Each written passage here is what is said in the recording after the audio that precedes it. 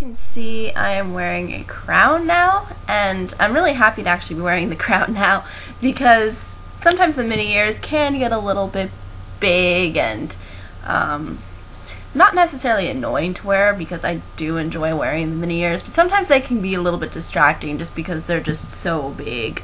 So it's kind of nice to just go back to the little crown. And today I'm going to be talking about Cinderella. Yes, the second Disney princess ever to be created. And probably I would say, as far as the consensus of what I've heard from other people, is she's probably the most strongest out of Walt's Disney princesses. Now, I mean by Walt's Disney princesses is he only has 3.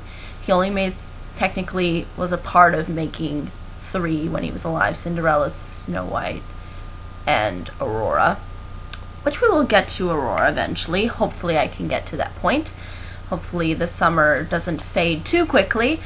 But for the most part, without further ado, let us look at the Disney tale and the original tale. Now, the Disney version is rather sort of, I guess you could say, it has sort of this lightheartedness to it. I feel like that they were trying to go maybe for more a comedic sort of aspect to it by, you know, making it more just presentable in a comedic sort of way, because again, you have the mice who are funny, and their antics with the cat in the movie, which are kind of used as a means of a subplot. Similar with the King and the Duke in the movie as well, who offer a lot of hilarious moments. Even though those moments aren't really make up the bulk of the movie, they still are hilarious nonetheless, at least from my perspective, and I'll kind of explain that as that goes on, as I'm comparing and contrasting the two. But for most part, it is played in that light-hearted sort of way. In the original tale, it has its, I think, maybe darker aspects to it, only just because the insults to Cinderella, I feel, are a little bit more direct, because I think the Disney one focuses more on her virtues and her beauty and all that stuff, rather than the sister's criticism of her, even though it is there in the Disney version. So, and also the means of her name in the Disney version are kind of ironic, because if you watch the opening credits of the Disney version, it goes, "Cinderella, you're as lovely as your name," and the name is not necessarily all that lovely in the original version. It's sort of, the name Cinderella, the reason why she gets her name is sort of an insult upon one of the sisters. And I will briefly explain this by quoting the actual story, because I have the actual story right here. And it says, "The poor girl bore it all patiently, and dared not to tell her father, who would have scolded her, for his wife's governed him entirely." Before I get into the whole Cinderella explanation, it's important to note that the poor girl, is Cinderella, and that the dad is still in the picture. In the Disney version, he's gone, he's dead. But in the original version, he's still alive. He just doesn't really do much. But the tale doesn't really offer a really clear explanation. It just says it in that one sentence that basically he's just governed by his stepwife or second wife, and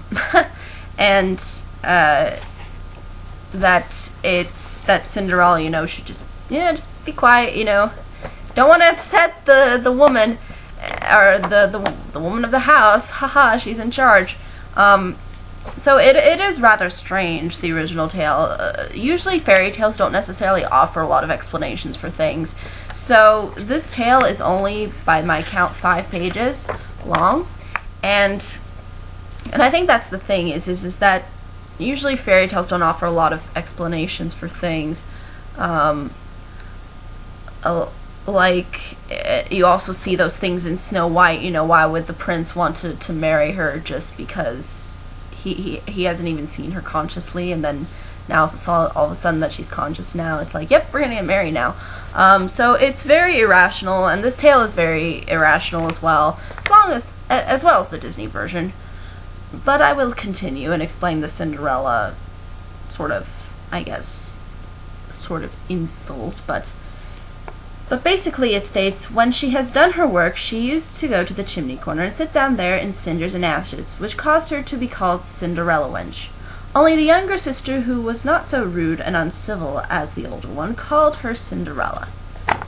Now, that's basically what the name derives itself by. The Disney version doesn't really offer an explanation into that, because Cinderella is kind of an unusual name for some people. So that's basically an explanation of that. And also, the sisters aren't given names. In the Disney version, they are given clear names, and you can identify them. I like how the Disney version tries to provide these sisters sort of with an identification.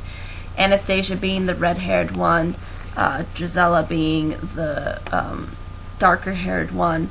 I like how they also try to distinguish them with their outfits. And it makes it clear to kids which one is who, and even they are kind of funny at times, especially around Disneyland.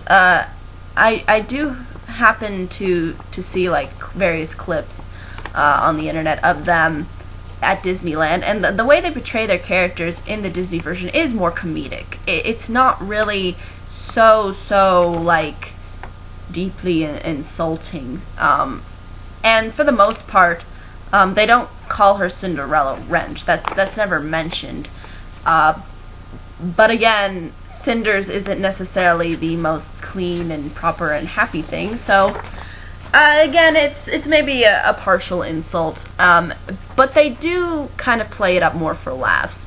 In this version, it does seem like that they do have this sort of seriousness, serious jealousy, sort of similar to the Queen and Snow White, but maybe not as severe.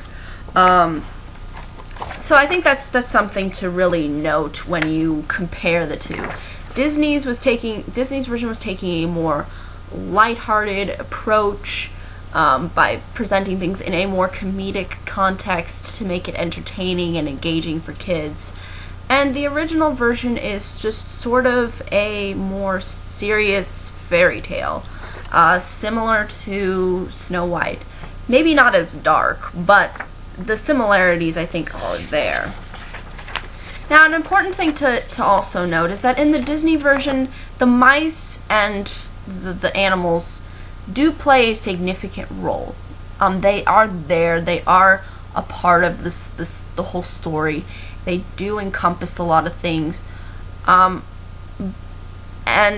the thing is in the original tale, they're just used more as props.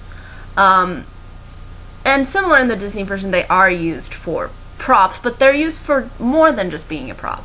In the original tale, they're just kind of there to offer an explanation as to how the fairy godmother transforms things.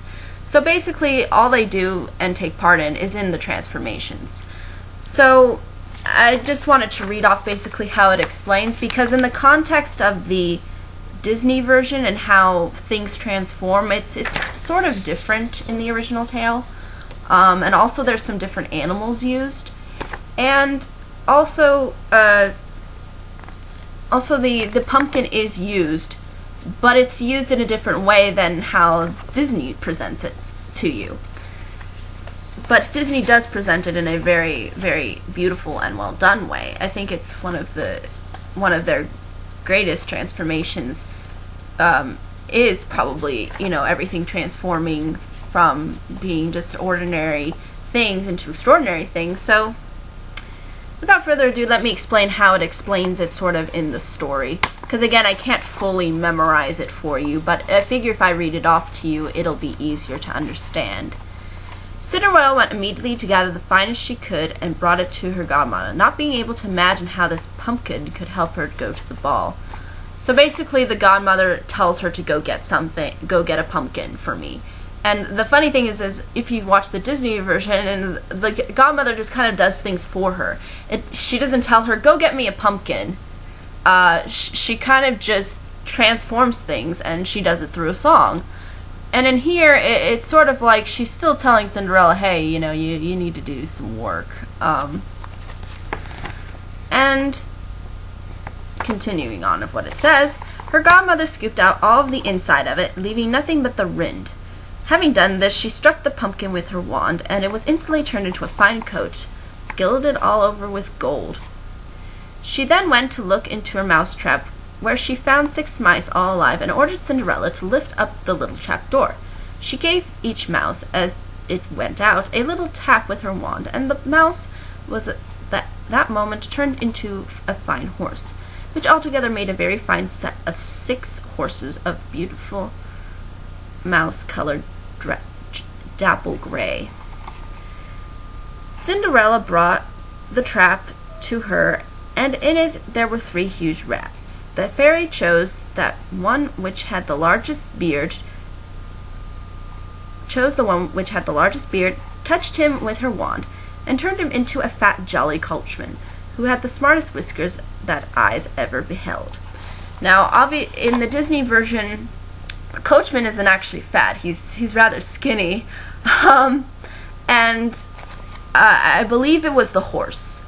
The horse was made into a coachman, not rats. So, again, and then there is no rats in the Disney version. So I found that to be rather interesting choices. After that, she said to her, "Go again into the garden, and you will find 6 lizards behind the watering pot. Bring them to me." And I find this interesting, lizards, because you think, okay, rats, yeah, mice, yeah, that works, but lizards, like there's literally lizards in, and I think this is a French author. You'd think that there wouldn't necessarily be lizards in France, but who knows? And she had no sooner done so, but her godmother turned them into 6 footmen, who skipped up immediately behind the coach with their liveries all bedaubed with gold and silver, and clung as close behind each other as if they had done nothing else their whole lives. The fairy then said to Cinderella, "Well, you see, here is an equipage fit to go to the ball with. Are you not pleased with it?" And I find this funny because in the Disney version, there's a coachman. The mice get turned into horses, like in the original tale. But there's a dog also, and then the dog gets turned into the person who like opens the door for her. I don't know what you call that person, the person that just opens the door for you, because they have a coachman who's in charge of the horses, but then they also have somebody who opens the door for her, and that happens to be a dog in the Disney version. And in this one, it doesn't seem to have that. Instead, it has 6 footmen, which I don't know what that necessarily means, if that means that they just walk beside the carriage or they go inside the carriage. I'm not necessarily sure why she would need 6 footmen. But again, I thought that was an interesting thing to point out. Also, in the original tale, since there are no mice contributing to anything else but the plot from what I've mentioned, the mice in the Disney version also make her the dress. In the original tale, she's not given one, and in the end, she's not able to go because the family obviously doesn't want her going, ultimately, and it's sort of presented in the Disney version that she wants to go, but I think in the original tale she's sort of unsure at first. I mean, for the most part, from what I read, she's almost like, I don't know, should I really go? Am I even worthy of going? It's kind of that contemplation that goes on within her head, but in the Disney version, she's kind of like, well, that means that I can go, you know, because I am a girl and I should be allowed to go to this ball, because literally that's what the prince is inviting everyone for, is so that every girl can come and so that he can choose a mate. So that's basically how the difference is and how it plays out. There's never a ripping of the dress scene, no. It's just her watching them go and then having her sit there and cry because she can't go with them. And she can't be accepted by her family. And basically, there's the whole same thing with midnight. You know, you have to be home by midnight. But what I found also interesting is that in the Disney version, there's a duke and then there's a king. In the original tale, there's no mentioning of a duke, but there is a king. But he only gets mentioned one line. And also the queen, who apparently is in this tale, even though in the Disney version there is no queen at all. That just goes for Disney for you. They always like to, you know, pull one of the parents out or pull both of the parents out completely. But again, that's, I think, an important thing to note, because in the Disney version, since it is trying to be a little bit more comedical and lighthearted, they do have moments with the Duke, like I mentioned, and with the King. And the reason why I think they're really funny is just the Duke sort of represents this sort of rational understanding of how you go about things, and then the King has a completely irrational understanding and is just sort of demanding in a way, because, I mean, his ultimate motivation is that he wants grandkids. And you literally see how this plays out, and it's rather hilarious. I love it when he finally realizes that the prince found somebody, and he's like, the lights! Get the lights! And he's just so into it and so invested to find his son somebody to fall in love with. It's just very amusing. If you watch the Disney version, you know, watch the scenes with the Duke and the King, because they're just funny. They really are entertaining. And the thing is in the original tale, there's nothing really funny or really necessarily engaging about it so much. But again, she ends up going to the ball, and the prince does dance with her, but apparently it's not like she in the Disney version where she's like going through the castle and like trying to find where everybody is. In the original tale, he just basically sees her right as she comes out of the carriage, and he's like, oh, I should, you know, take her hand or something and, you know, be nice and friendly. And then, you know, he's just like, it's that instant, you know, love at first sight kind of thing, similar in the way the Disney version does. But in the Disney version, all they basically do is dance. That's it, they dance together. And they kind of, I think they do talk. Some people are like, oh, it's so irrational, you know, you're not really doing anything. I think they are. One point they're just walking, they're not dancing. I think it's interesting because it kind of gives them their sort of intimacy, their privacy.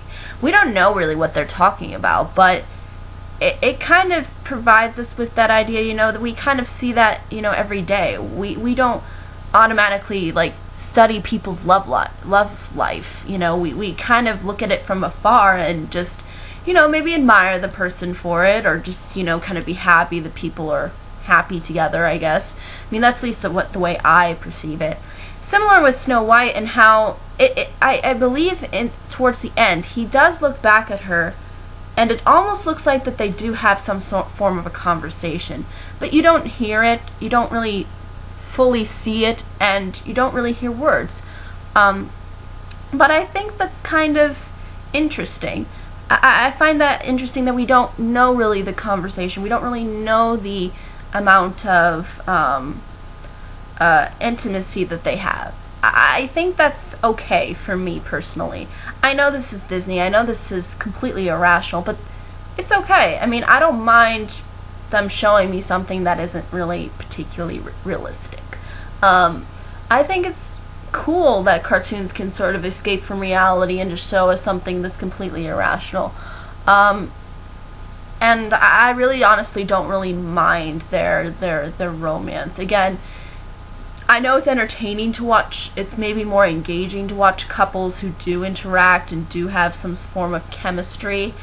But I think taking a step back and not necessarily knowing so much what makes these two really like each other, and, you know, sort of watching it as an outside observer, Because again, we don't really do this in real life. I mean, we don't study somebody's love life, and I kind of like that sort of separation at times, because I personally don't feel like I should be 100% completely engaged in everything that they're doing and whatever makes them tick together. Personally, I don't mind if I can take a step back in that and just kind of enjoy the sort of secret, intimacy, and just appreciate it from that perspective and that level, and not necessarily make it so much a love story as it is a fairy tale, where just love is just part of what a fairy tale is. So, something else to note. But in the original work, you do see the prince get a little bit more, kind of, I guess, screen time, you could say, from the original tale. He is given more of a presence, because not only does he dance with her, but there's also a dinner, where everybody sits down, and she sits next to one of her sisters, and one of her sisters doesn't even recognize her. I found that so strange. I wonder, wouldn't you, like, just recognize somebody by their face? I mean, usually when people dress up even pretty or more glamorized, I can still tell who it is. I know by their face. And for some reason, it completely flies over their heads. Both stepsisters and the stepmom. They have no idea. No idea that it's her. Whereas in the Disney version, that can be sort of more explained and elaborated on. Because again, all they do is technically dance around everybody else. And since everybody's just trying to get a glimpse, it's clear that, you know, is it her? Is it not her? You know, you can still kind of, there is that sort of explanation as to why they maybe wouldn't be able to fully recognize that it is her. But in the original tale, I found it just so odd, because I thought, don't you see that it's her? I mean, you know that she's pretty. You know that she's this. I mean, how could you not know? And she's like sitting right next to you.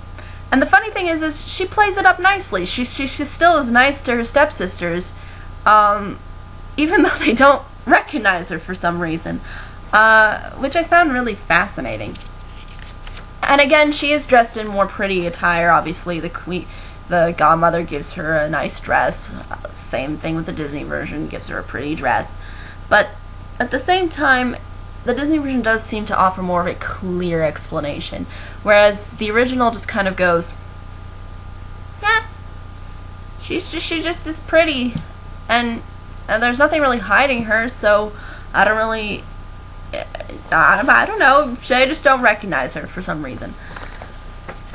But again, it's sort of that, and then the prince sort of, you know, watches her and is just like so mesmerized by her. Oh, I'm completely in love, blah blah blah blah blah. And the interesting thing is Cinderella actually excuses herself. Once the time starts coming into midnight, she sort of excuses herself and says, yeah, kind of gotta go now. Haha, I'm gonna leave. And that kind of makes sense in a way, because if there is a table full of people and, you know, one person excuses themselves, it is kind of self-explanatory in a way. But basically she leaves, and she leaves at the right time, and she gets out, and everything turns back to normal like the way it was. And then the stepdaughters and the stepmom come home, and they totally are completely like, whoa, this person showed up, and she was just, wow, she was just so pretty and blah blah blah. And Cinderella kind of goes, yeah, oh, that's interesting. You know, she totally plays it up like, yeah, that wasn't me, even though it was me, sort of a thing. And then you might be wondering, well, how does it get from there? Because isn't there a glass slipper involved? And yes, there is. The interesting thing is that apparently there's another get-together, and the prince invites everybody, and she says that the prince invites her to come again, and she wants to, you know, have basically everything back the way it was, and basically the godmother grants her the wish again, and she does get all the things that she had before, except this time it's a much prettier dress. She looks even more beautiful than she does before the first time. And then you get the same thing with the prince, and then you have sort of this point where they basically dance and all that. The thing is what I found interesting is that also in the Disney version is that she doesn't really know it's the prince. She doesn't know that it's the king's son. In the original tale, it's clear that she knows who the person is. I think in the Disney version, she doesn't even know who the guy is. She's just like, wait, and she's all taken aback. Also in the Disney version, there is no two-timer. It's just one time only, one day, nothing. So, nothing more. And obviously in the original tale, there is 2 times. So, twice the charm, I guess. Which I guess kind of leads to more of making the love seem a little bit more legit, even though it is one more day. It's not a week, it's not a month, it's not a year, people, unfortunately. For all of you rationalists out there who like rational love, apologies. And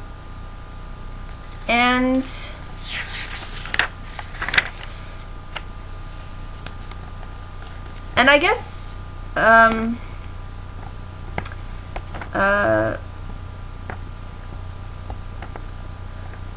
she sort of loses track of time in the original tale, similarly to the Disney version, because it literally strikes midnight and she's like, oh crud, I need to get out of here. But in the original tale, the first time around, she was able to like keep track of time and be like, okay, I need to go now. But in the second time around, when she comes, she does kind of lose track, and basically she just jumps up and flees again. And then the prince does follow her, similar to the Disney version. He's like, wait, you know, but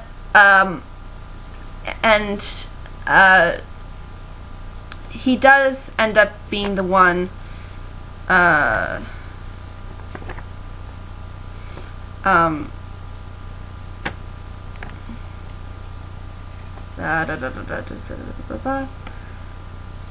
basically the slipper is found, and same thing in the Disney version. You know, you have this whole hunt of finding the person who fits the slipper, and obviously this is could be opposed with lots of rational questions like, why wouldn't it fit anybody else?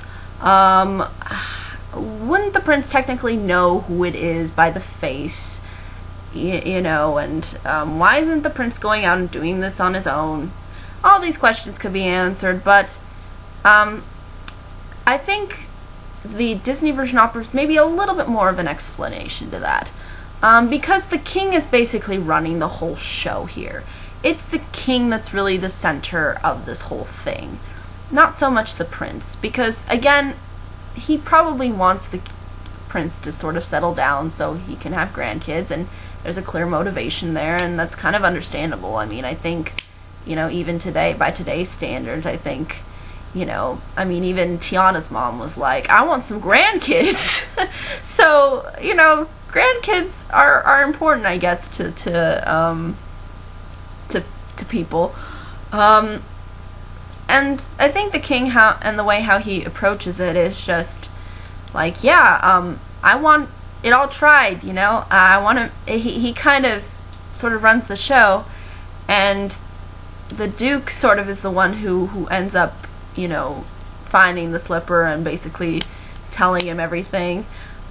But the prince doesn't really get that screen time, unlike in the tale where it is more focused on the prince, because the prince is the only thing that's really technically mentioned so much.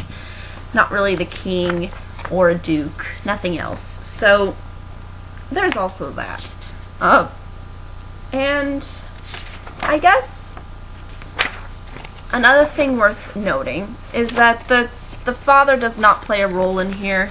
They just basically toss him to the side in this fairy tale.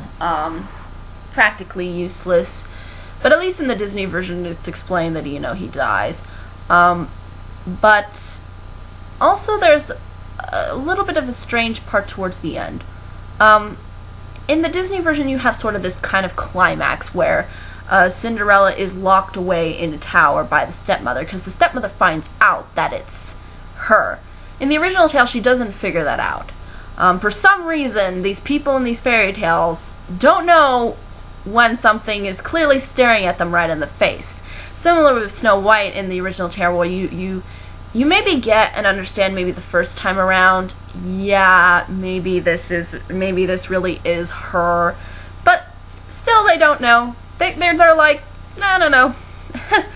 And I think this actually gives the villain something more to do. I mean, in the Disney version she is given more to do, and she's given more of a depth, I guess, through the way that she's drawn and through the way she expresses herself, and how she imposes her authority on Cinderella, and it is more defined in the Disney version.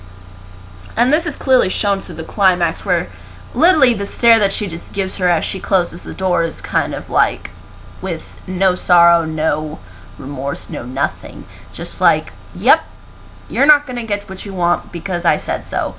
And it is clear, and it is made clear through this kind of climax, because Cinderella is locked in a tower, and it's really the mice who end up saving the day. As you will see that they carry the key up on all those stairs, and I feel so bad for them, but it leads to, you know, humor, and that's that kind of a thing. This is a very humor-esque type Disney film at times. It's not necessarily overly funny, because again, the humor is more targeted, I think, towards kids, but it still has that funny aspect to it, and it's done in a more lighthearted way. Whereas in Snow White's version, it is a little bit more darker. This version of Cinderella isn't really necessarily that dark, and the original version actually isn't so dark as well. But it feels like that some of the insults and what they make her do is maybe a little bit more defined, especially with calling her, you know, Cinderella Wench, and actually giving an explanation as to how that name came about. But in the original version, it's sort of like that the stepmother doesn't really do anything. It's so strange. In the original tale, she really doesn't really do much to make it so that Cinderella doesn't get what she wants. Because in the end, she doesn't even know that it's Cinderella, in the end, that person who the prince wants. But again, it's like played out in the Disney version too, in the similar way that the story plays out, where the stepsisters try on the slipper, but then Cinderella just comes up and says, haha, yeah, how about I try it on? And she does it herself. It's not like the Duke just kind of presents itself. In the original tale, she just takes the slipper and just puts it on and says, hey, you know, that's what it is. Oh, and so double proof, here's the other slipper. And then for some reason, the tale decided to put the fairy godmother in the picture again, and just basically the fairy godmother just transforms her, and she wears an even more magnificent outfit. That's basically how that plays out. In the Disney version, I think it's done with maybe a little bit more of a rational type way. It's done in a way where I think it's sort of explanatory. You have her getting locked up. You have the mice sort of saving the day by getting her the key back so that she can open the door to get out. When she does get out, she asks, can I try it on? Can I, try on the slipper? And even then, Disney doesn't want to stop with a climax, because they still wants to, you know, heighten the drama a bit, and then they still have, you know, the person try to present the slipper, and then the slipper ends up falling and then ends up breaking in the Disney version. No such thing happens in the original version because, again, she just puts on both slippers and has herself transform, and that's the end. But in the Disney version, they do try to kind of heighten that sort of drama aspect. And I think it's funny because we end up knowing that she has the other slipper because, again, we do see that she does. But to see the villain's reaction, just to see the stepmother's reaction, I think is sort of priceless. Like, like that, just that there's just that expression that's like, oh my god, no way. I think that's definitely more more sort of self-explanatory than just having her put on 2 slippers and then have suddenly Godmother appear and go, surprise, ha, woohoo. I sort of like how in the Disney version she just has that one scene, and then that's it. And instead of just coming in the last minute and going, yep, oh, by the way, just so you're not sure that it is her, here's another magic trick for you. So that's kind of how the the original version plays out. And then once they realize that that person was her, the stepsisters suddenly feel guilty. And I think this is handled a little bit better in the original version because they do sort of apologize to her. They do sort of say, yeah, we're sorry for treating you bad. And she forgives them. And then once she gets married to the prince, she ends up giving them, you know, two lords, two men with good high rank standings. So in the original version, you know, they're not treated as like these horrible villains. It almost seems like in the original tale they were trying to go with the author was trying to go with the idea of, okay, maybe it's the stepmother who's really the real problem. But again, it's interesting because in the Disney version we kind of see, you know, sort of the reaction and sort of the, oh, okay, you know, this is, and we get sort of a redemption from the stepmother's part, because really it was the stepmother all along that's really the real true villain here, in both versions. But in the original tale, it doesn't offer an explanation as to what happens to the stepmother. Nothing. It's not like the stepmother apologizes or the stepmother says anything. She's just completely out of it. They don't even offer, the original tale does not offer an explanation from what I've read that explains to me what happens to the stepmother. But in the Disney version, it's sort of just made clear by that face, like, yep, you lost. You know, you lost, you fail, done.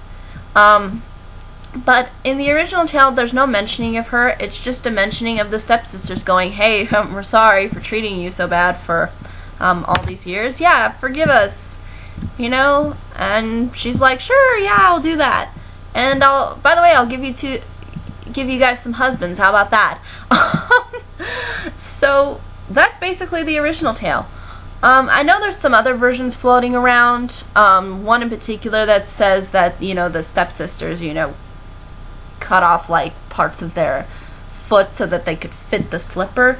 And from what I've read, it doesn't offer that explanation, or it doesn't say that that's the case. But there are different versions out there.